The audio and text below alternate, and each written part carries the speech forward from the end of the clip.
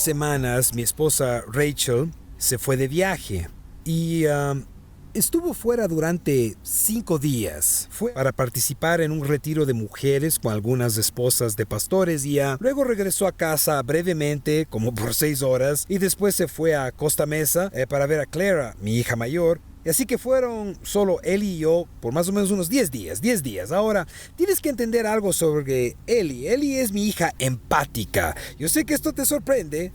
Es empática. Tal vez te sorprenda, pero ella siempre intenta cuidar a su papá. Pero papá trató de cuidarla a ella durante esos 10 días. ¿Qué hizo papá? Papá hizo una olla gigante de pollo con arroz. Una olla gigante de arroz con pollo. Así que la primera noche, Jason comió arroz con pollo y Ali también. Así que pensé, bueno, hasta aquí todo bien. Segunda noche, arroz con pollo. Jason come un poco y luego se va a su habitación. Tercera noche, Jason come arroz con pollo. Ellie se niega a salir de su habitación para comer arroz con pollo. Noche 4, noche 5... Noche 6, para la séptima noche, Ellie estaba haciendo un pedido de comida por su propio dinero y diciendo, ya me cansé con el arroz con pollo. Aquí está el asunto. Pueda que yo haya comido arroz con pollo hasta el desayuno mientras Rachel estaba afuera. Ahora, antes de que digas, es bueno, es delicioso. Pero el punto es que para el día 10, yo estaba tan agradecido de que Rachel regresara. Solo para poder tener algo de variedad. Ahora, eso es lo que sé. Si yo estuviera varado en una isla desierta, probablemente podría sobrevivir comiendo arroz con pollo para sobrevivir, pero después de 10 días ya empieza a dar asco. Tú eres igual, en unas semanas estarás pensando en el pavo, el relleno, una masa gelatinosa que llamamos salsa de arándanos, ¿ya? Y estás deseando comer tu comida festiva. No puedes esperar, pero para el domingo dices, oye, vamos a un restaurante, pidamos una pizza porque estoy harto de comer pavo. Por cierto, gente, déjenme ayudarles como pastor. Nadie necesita andar mejorando sus guisos. No queremos ensalada de brócoli con pasas, nueces, zanahorias y dulces. No sabe bien. Así que no lo lleves a la casa de tu familia porque ellos solo te están diciendo cosas amables. Yo soy tu pastor, te digo la verdad, es una porquería.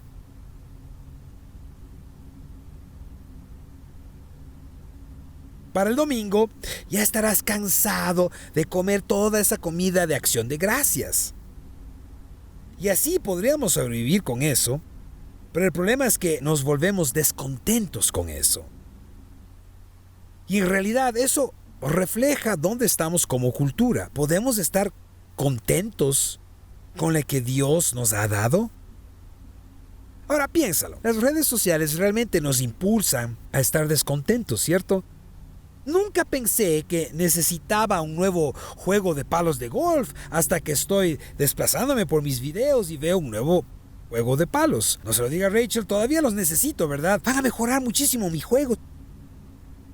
O ese vestido nuevo, ese carro nuevo, esa casa nueva. En nuestra sociedad actual estamos programados para estar descontentos.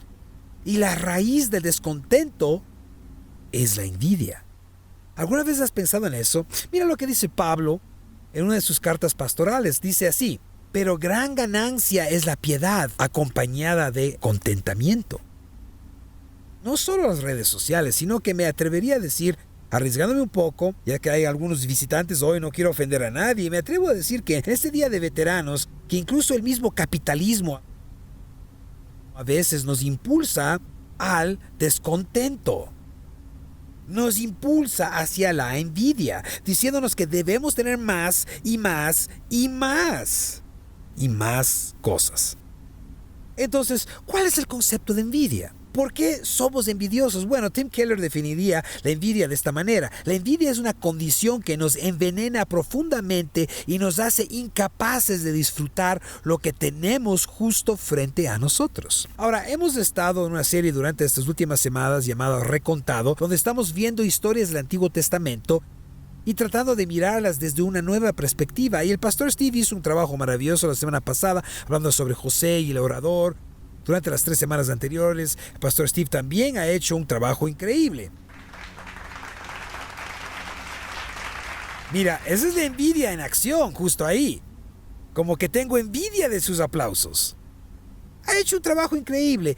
Y hoy vamos a estar viendo a los hijos de Israel en Números capítulo 11. Pero antes de llegar a eso, déjenme darte un poco de contexto. Los hijos de Israel eran un pueblo de esclavos en la tierra de Egipto. Y fueron esclavizados durante 430 años y estaban en Egipto. Ayudaron a construir algunas de las pirámides, algunas ciudades. Y sabemos la historia, que Dios los sacaría de ahí, los llamaría como suyos, eran su pueblo, los establecería en una tierra. Es donde obtenemos esas pequeñas historias de la zarza ardiente, del paso por el Mar Rojo y las plagas. Y ahí es donde estamos, han salido de Egipto y ahora están en el desierto esperando su siguiente asignación. Y Dios los está sosteniendo de una manera milagrosa. Como con la niebla telari, cada mañana la niebla bajaba y el maná aparecería en el suelo. Y ellos, en su análisis posterior del maná, cantan canciones al respecto. Decían cosas como estas en los Salmos. Pan de nobles comió el hombre, les envió comida hasta saciarles. Y esa era la reflexión posterior sobre cómo Dios los había cuidado. Pero en ese momento se cansaron mucho del maná. Si miras Números capítulo 11, eso es lo que dice. Y la gente extranjera que se mezcló con ellos tuvo un vivo deseo. Y los hijos de Israel también volvieron a llorar y dijeron, ¿quién nos diera a comer carne? Nos acordamos del pescado que comíamos en Egipto de balde, de los pepinos, los melones, los puerros, los cebollas y los ajos. Y ahora nuestra alma se seca, pues nada sino este maná ven nuestros ojos. Estaban enojados con lo que Dios les había provisto. Hay dos puntos aquí en este pasaje que quiero que observes y que marcan una diferencia en cómo se traduce este versículo. Mira, el primero se llama la turba. ¿Qué es esa turba? Es la única vez que vemos esta palabra aparecer en el Antiguo Testamento, esta idea de una turba. Y algunos dicen que probablemente era un grupo mixto de personas que salieron de Egipto junto con Israel, pero que no eran israelitas, eran forasteros. Y esos forasteros tendían a quejarse, discutir y hablar de lo mal que estaban. Pero Israel los escuchaba.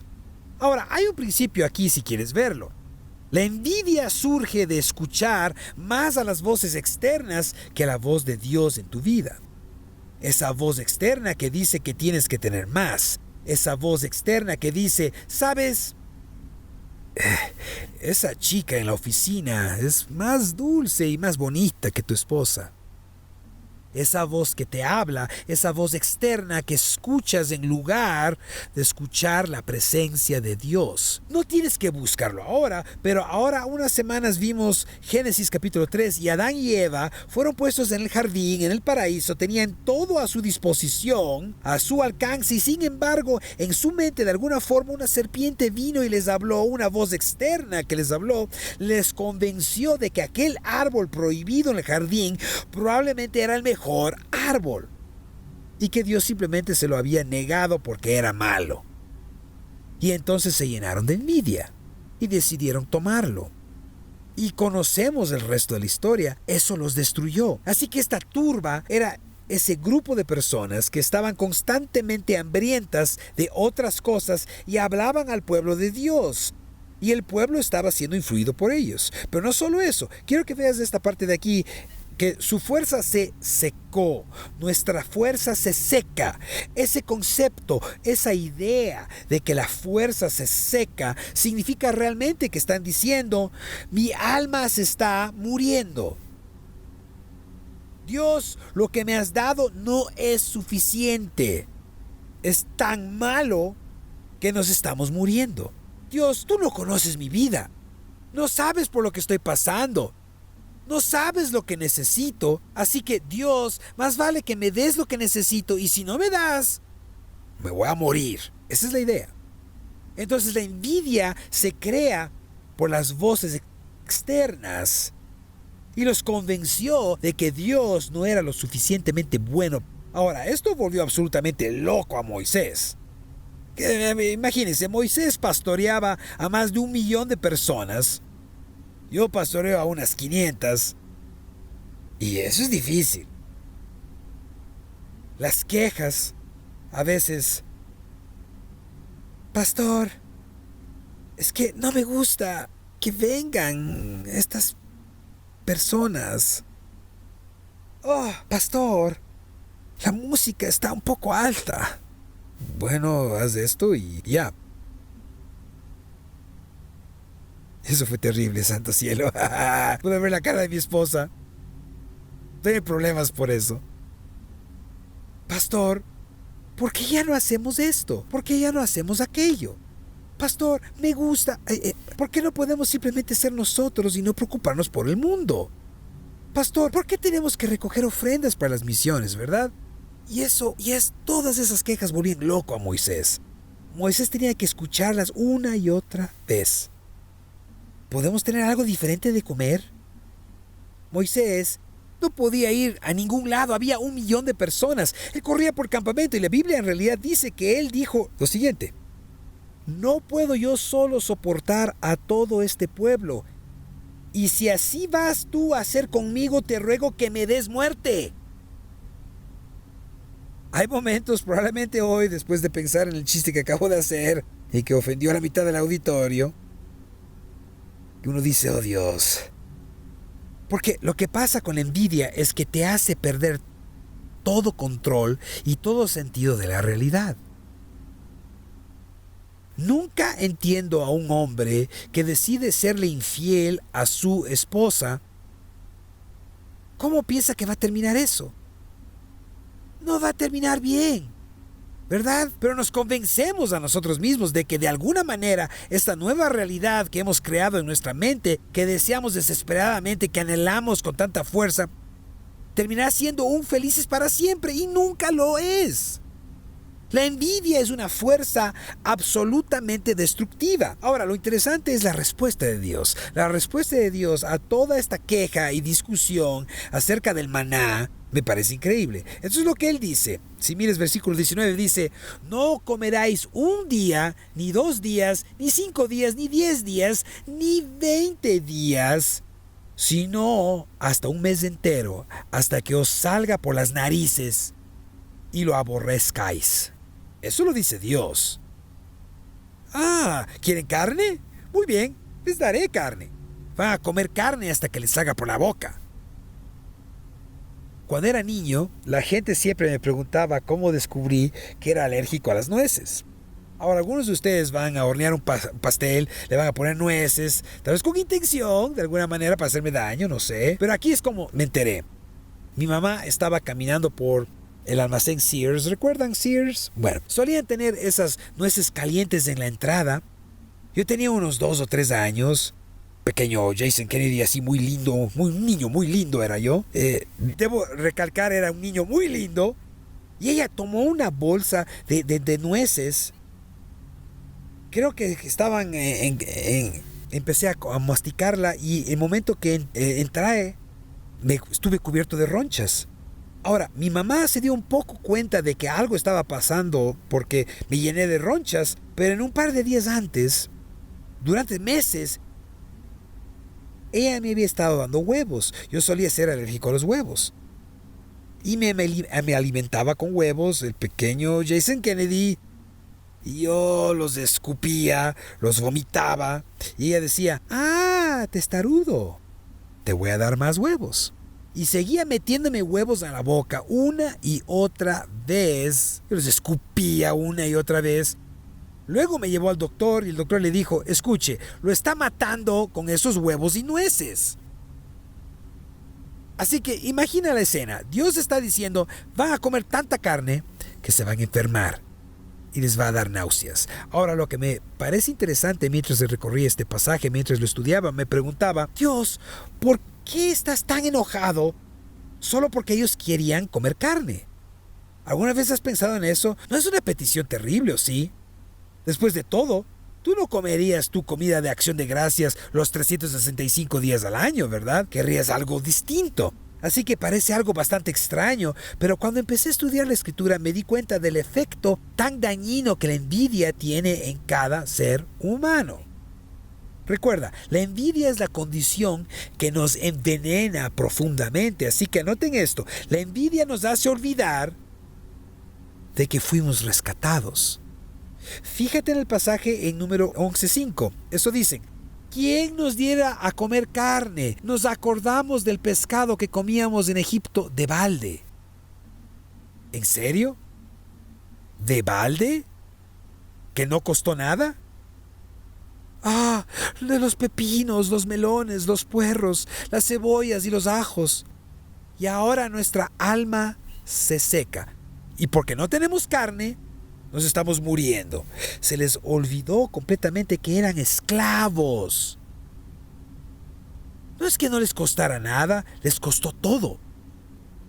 Y el faraón egipcio venía y si no le gustaban los obreros de cierto lugar, los eliminaba por completo. Si no les gustaba lo que otros estaban haciendo, también los eliminaba. Conocemos la historia en Éxodo, donde empezaron a quejarse y el faraón dijo: está bien, si no quieren hacer ladrillos de esta manera, les voy a quitar esto y aquello. La envidia te hace olvidar de lo que fuiste rescatado. Y si miras simplemente el libro de Éxodo, observa lo que pasó al principio. Estaban bajo cargas tan pesadas que Moisés terminó matando a un egipcio. Y luego en Éxodo capítulo 2 están gimiendo porque estaban profundamente esclavizados. Pero la envidia llega y te hace olvidar todo eso. Te hace olvidar el pecado, la depravación y la esclavitud en la que vivías antes y te tienta con una realidad falsa, una fantasía, si quieres llamarlo así. Pero no solo eso. Jesús dice esto en Lucas capítulo 9. Mira lo que dice. Y Jesús le dijo: ninguno que poniendo su mano en el arado mira hacia atrás es apto para el reino de Dios. ¿Qué significa mirar hacia atrás? Significa mirar atrás y decir: mi vida ya atrás era bastante buena. Lo tenía todo bajo control. Mira, el enemigo le encantaría hacer eso. Le encantaría mentirte y hacerte creer que tu vida era mejor sin Cristo que ahora con Él. No estoy diciendo que si vienes a Cristo o si sigues a Cristo, todos tus sueños serán realidad y todo será maravilloso y tendrás millones en el banco. No. Eso es una mentira. Pero si puedes encontrar contentimiento en Él, la envidia nos hace dudar de Él y nos hace olvidar lo que Él nos ha traído y de lo que nos ha sacado. Pero además la envidia también dice que las bendiciones de Dios no son suficientes. Otra vez, si miras la narrativa en Éxodo, observa Éxodo capítulo 12, cuando están saliendo de Egipto, ¿qué dice la palabra? Así despojaron a los egipcios, lo que significa que tomaron toda su riqueza y se convirtieron en un pueblo rico. Eran esclavos en Egipto y se volvieron bendecidos y ricos mientras salían hacia el desierto. Y Jehová iba delante de ellos de día en una columna de nube para guiarlos por el camino y de noche en una columna de fuego para alumbrarles. Ahora piensen en esto un momento. Esas son dos imágenes aterradoras. ¿Qué es una columna de nube? Bueno, la única manera en que puedo describirlo siendo de Texas y Rachel de Oklahoma es como un tornado. Un viento violento girando. No solo los guiaba, también los protegía. Porque todos los enemigos que quisieron atacarlos se acercaban al pueblo hebreo y decían: no, ni lo intentemos.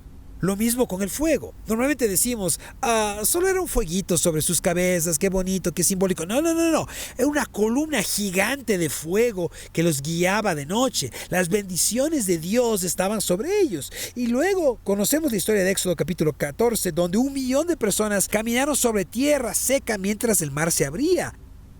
Pero la envidia te hace olvidar las promesas de Dios. La envidia te hace pensar que las bendiciones no son lo suficientemente buenas. Y además la envidia te hace olvidar una vez más las promesas de Dios. Si ves la narrativa, en Éxodo capítulo 3, Él dice que los librará de manos de los egipcios y los llevará a una tierra buena y ancha y tierra que fluye leche y miel. ¿Qué significa esa idea de leche y miel? La idea de leche y miel es que tendrían abundancia de todo, incluso lujo. Dios les dará todo lo que quisiera darles. Y lo interesante es que todos habían oído rumores acerca de esa tierra, porque esa tierra ya había sido prometida a Abraham antes de que ellos cayeran en esclavitud. En realidad, la idea a la que Dios les estaba guiando era: les voy a llevar a casa. Y no hay nada mejor que volver a casa. Yo viajo bastante, pero lo mejor que puedes escuchar es cuando aterrizas en el gran aeropuerto de Bakersfield, con todo ese tráfico aéreo, y escuchas las ruedas tocar tierra y la voz que te dice: bienvenido a Bakersfield. Estoy en casa, ¿verdad? Y ese era el lugar al que Dios los llevaría, a la tierra que Él les había prometido. Ahora, piensa en cuánto tiempo había prometido Él esa tierra. ¿500, 600, 700 años? Y lo interesante es que en este momento en que se quejan del maná, esto ocurre en Números capítulo 11. ¿Sabes cuándo debían entrar en la tierra prometida? En Números capítulos 13. Estaban tan cerca. Estaban al borde del cumplimiento, al borde de ver a Dios cumplir sus promesas. Y aún así, no pudieron soportarlo. Eso es lo que hace la envidia. Te hace olvidar las promesas de Dios, pero también te hace olvidar, te hace dudar de la provisión de Dios. Ahora, hay una frase interesante cuando, si no conoces la historia, te la cuento. Por causa de su rebelión, por haber rechazado el informe de los espías sobre la tierra, Dios no los dejó entrar, sino que los envió a vagar por el desierto durante los siguientes 40 años. Piensa en caminar por el Mojave desierto 40 años, una y otra vez. O mejor aún, imagina dar vueltas por el condado de Kern una y otra vez. Eso resulta un poco más familiar, pero simplemente vagaban. Así que en Deuteronomio capítulo 8, ese vagar termina. Toda una generación ha muerto y es momento de entrar en la tierra prometida. Y en ese momento Dios les habla en Deuteronomio capítulo 8 y dice: y te acordarás de todo el camino por donde te ha traído Jehová tu Dios estos 40 años en el desierto, para afligirte, para probarte, para saber lo que había en tu corazón, si habías de guardar o no sus mandamientos. Y te afligió, y te hizo tener hambre, y te sustentó con maná, comida que no conocías ni tus padres la habían conocido, para hacerte saber que no solo de pan vivirá el hombre, sino de todo lo que sale de la boca de Jehová vivirá el hombre. Versículo 4. Tu vestido nunca se envejeció sobre ti 40 años. Ahora sé que algunos de ustedes tienen pantalones de hace 40 años en el closet, pero no los usan todos los días. Durante 40 años. Y piensa en los hijos. ¿Cuántos saben que esos pequeños monstruos acaban con la ropa como nada? Les compras una camiseta nueva y preguntas: ¿dónde está la nueva camiseta? No sé. Y cuando por fin se mudan y se van a la universidad, esa camiseta está hecha una bola debajo de la cama, destruida, ¿verdad? Pero aquí viene lo más asombroso. Mira esta parte. Tu pie no se hinchó en estos 40 años. Lo interesante es que Dios, de manera sarcástica casi, burlona, les está diciendo: tus pies no se hincharon. ¿Sabes qué hace que se te hinchen los pies? Mala nutrición. La falta de vitamina C, de nutrientes adecuados, el escorbuto. Ahora haz la conexión. Lo que Dios está diciendo es que ese maná que les di, ese mismo maná que comieron día tras día, tras día, tras día, del que se hartaron, el que despreciaron, fue lo único que les mantuvo con vida, sanos y nutridos. La envidia te roba todo eso. Te arrebata lo que Dios tiene para ti.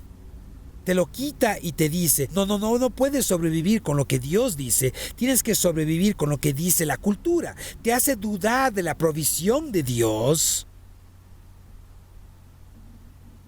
Y aunque aquel pueblo de esclavos finalmente pudo entrar en la tierra prometida, la envidia siguió acompañándolos. Lo sabemos porque cuando salieron de la conquista y entraron al período de los jueces y Samuel aparece en escena, el último juez de Israel, aún seguían siendo envidiosos.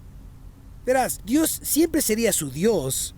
Y al hacer un pacto con Él, eso significaba que Dios siempre sería su rey, que Dios siempre los protegería, siempre proveería para ellos, siempre los tendría en el centro de su corazón. Y sin embargo, cuando llegamos al tiempo de Samuel, el último juez, ese profeta que servía de enlace entre Dios y el pueblo, llega un punto en que dicen: hey Samuel, habría sido más dramático si estuviera en el texto, ¿verdad? Pero no está, pero bueno, lo voy a leer. Primera de Samuel capítulo 8. Danos un rey. Así lo dice. Danos un rey que nos juzgue como tienen todas las naciones. Pero esto desagradó a Samuel cuando dijeron: danos un rey que nos juzgue. Y Samuel oró a Jehová, y Jehová dijo a Samuel: oye la voz del pueblo en todo lo que te digan, porque no te han desechado a ti, sino a mí me han desechado, para que no reine sobre ellos.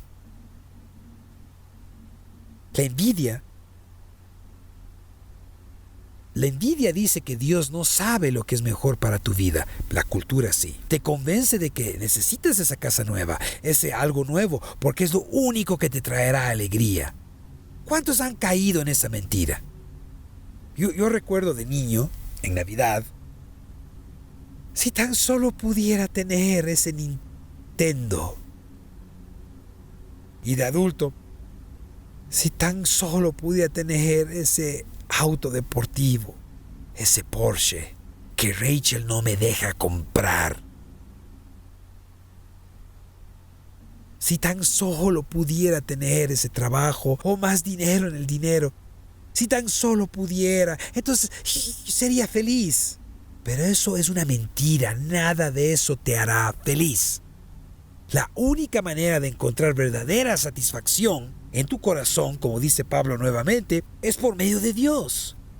Dios es nuestra fuente. El problema es que la envidia desea las cosas de Dios, pero no a Dios mismo.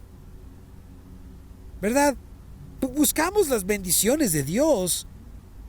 Algunos de ustedes ven predicadores en televisión y les envían dinero para obtener bendiciones de Dios. Pero el problema es que no se trata de sus cosas, se trata de Él. Solo Él puede darte gozo y plenitud verdadero.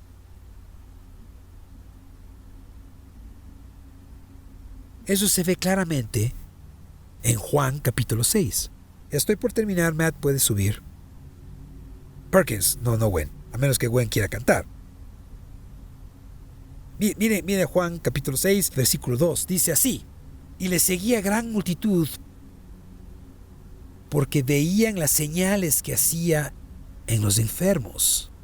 Ahora, Juan capítulo 6 es fascinante. Las multitudes comienzan a reunirse alrededor de Jesús porque Él los sana, porque suple sus necesidades y la gente disfruta de eso. ¿A quién no le gustaría?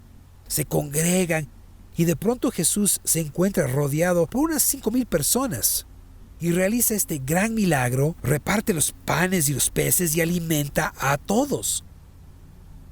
Al día siguiente, Jesús se retira. Se aparta un poco con sus discípulos. Juan 6 es un capítulo increíble. Léelo cuando llegues a casa. Estúdialo esta semana. Jesús cruza al otro lado con sus discípulos y la multitud lo encuentra nuevamente.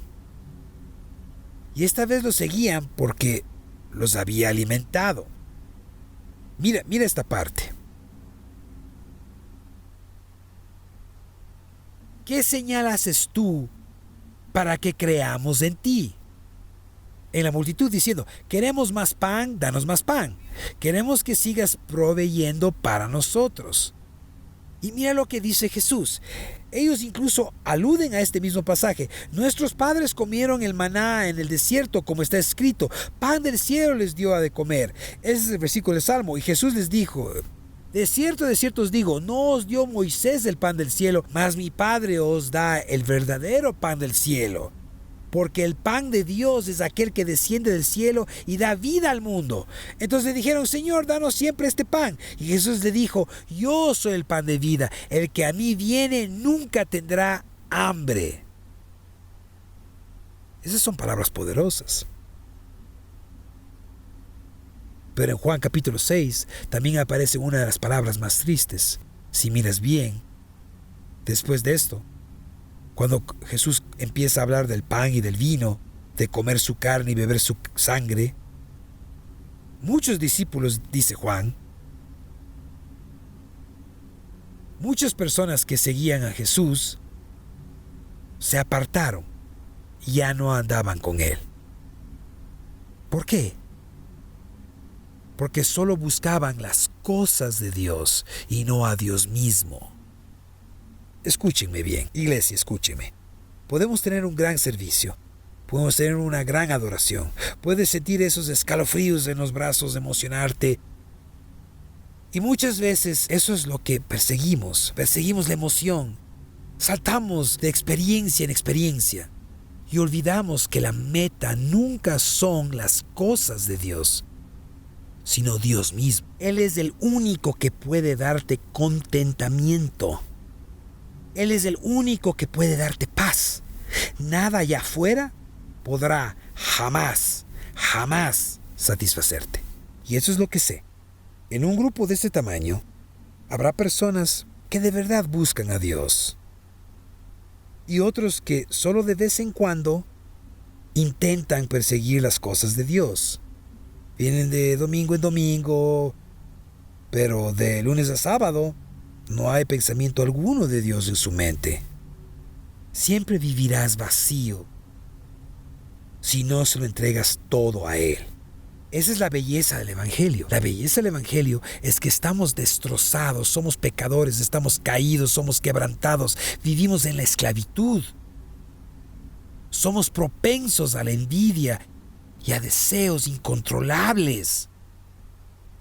Pero por la gracia de Dios, Cristo vino, cargó con el peso del pecado sobre sí mismo y nos liberó de todo eso. No tenemos que vivir descontentos. No tenemos que vivir enojados, pensando que Dios nos ha pasado por alto. No tenemos que estar frustrados creyendo que hemos perdido sus bendiciones. Amigos, busquen a Dios mismo y no las cosas de Dios. No persigan el dinero, no persigan la fama, no persigan la popularidad, no persigan una pareja. Persigan a Dios.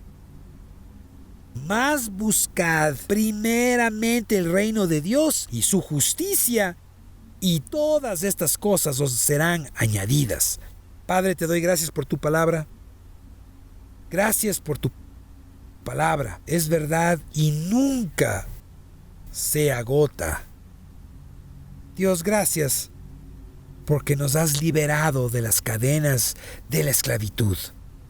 Gracias porque nos has puesto en el camino de la justicia. Gracias, Señor, porque aunque hemos pecado, tú cubres multitud de nuestros pecados.